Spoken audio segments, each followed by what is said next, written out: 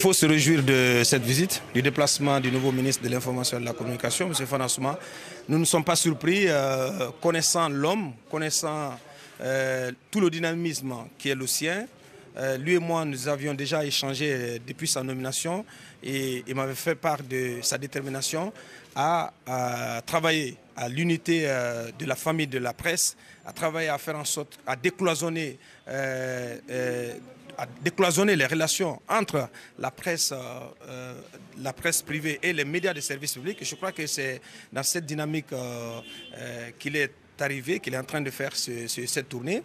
Il est arrivé ce matin chez nous à FIM.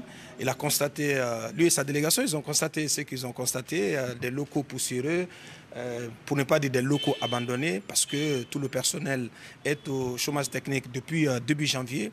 Cela fait 5 mois que notre média est à l'arrêt. Vous avez dû constater le niveau d'investissement qui a été fait ici, mais tout est en train de partir en vrille aujourd'hui. C'est un investissement important qui est en train d'être détruit. Nous ne sommes pas là pour dénoncer, nous sommes là pour dire les choses telles qu'elles se présentent. Il y a le contexte que tout le monde connaît, le contexte de brouillage des médias qui dure près de 5 mois. C'est un mal évident, c'est un mal qui est fait à ce secteur aujourd'hui. Il est important que cette situation soit corrigée, soit normalisée le plus rapidement possible. Parce que nos attentes sont très fortes.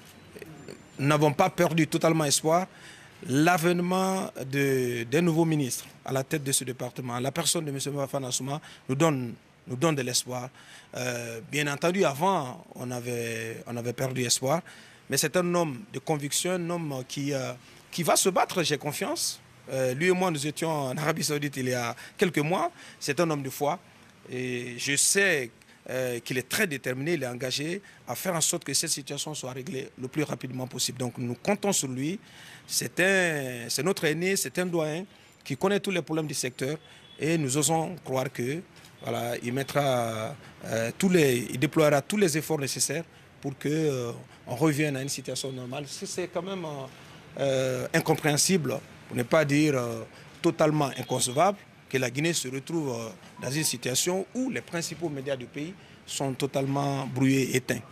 Nous fondons l'espoir donc après cette visite que dans les prochains jours, on retournera à une situation normale parce qu'ici, quand même, c'est une centaine d'emplois qui sont en train d'être détruits. Ce sont des vies humaines, des foyers, des familles qui sont en danger aujourd'hui.